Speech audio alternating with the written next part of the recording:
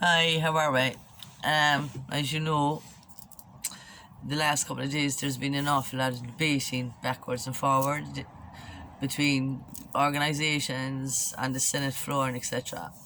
I made this video for a reason.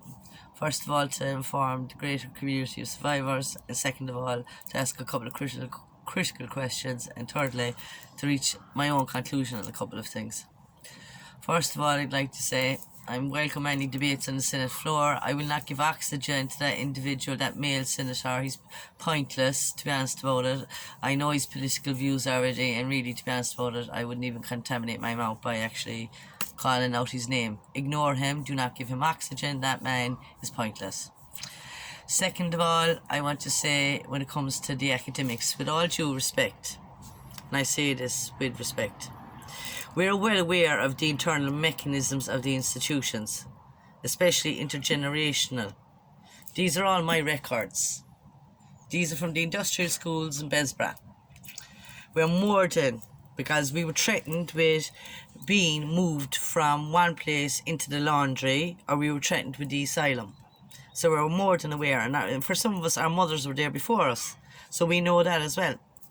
I had the same mother superior as my mother did, so I'm well aware of the internal mechanisms. Now I have a question for all the academics. Everyone seems to think they know what's best for us, but we hold the narrative in all of this. We lived it. The question I have for all of you is, for 20 years there has been no healing, no closure. We're stagnant. Why? And when it comes to people accessing their records, people accessing information on themselves, there should have been a framework put in place from day one. I was lucky, and so were other survivors, because we informed each other of how to access our records. But there are records, and we don't want independent archives going into our records, picking what they want from them and making their own perceptions of it. Because back in the day, everyone thought it was a good idea to have these institutions in place in the first place. I say this with respect. Listen to us. Listen to the mothers, listen to the survivors of the industrial schools, listen to the adoptees. Listen to those who were boarded out and forgotten about. Remember, the state and church worked as one. We are at a stage now, I'm at a stage now, where we have already a barrister in place for the he's a barrister for human rights. We have put in submission after submission into the mother and baby inquiry. We have done a lot of lobbying. We have a framework and a strategy in place. With respect, this is our history. We lived it. It's for future generations that we're thinking of. This subject should be taught in universities and secondary schools. It is not too sensitive. For future generations of our families, not alone should they be enabled, but they should be proud of being able to look back on this history. Because if we can remember 1916, if we can remember the Civil War, if we can remember all the different things that happened in Ireland, we can surely remember this part of history. And I'm on about the unmarked graves that are all over the country. We've Besbra, Evelyn Garments above there in an unmarked grave. We have Shalrasabe, we have Castle Pollard, we have the Good Shepherds here in Cork, mass grave, all walled in.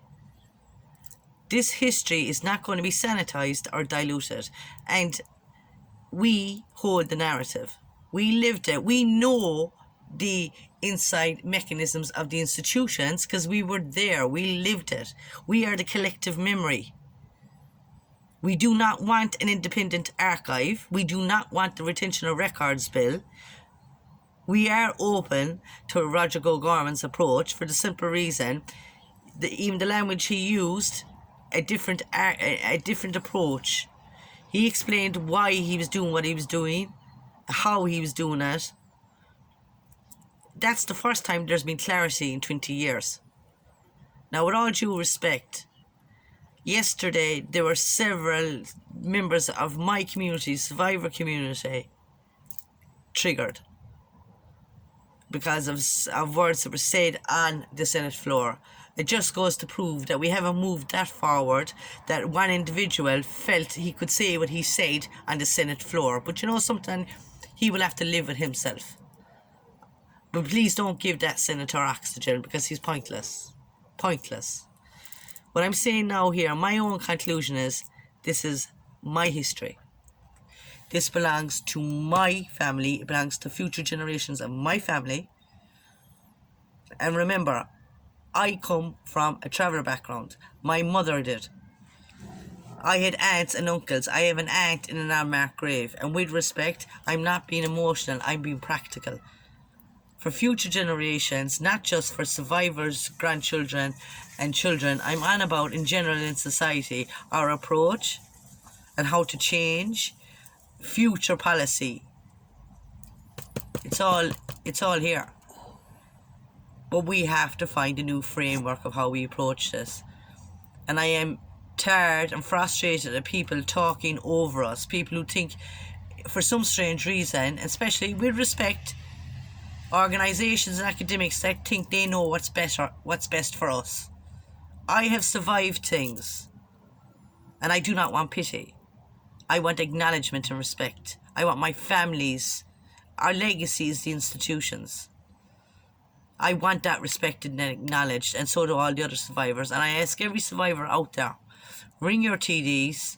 If you can't ring them, write to them please, or email them. Lobby the Senate, and make your views clear for yourself.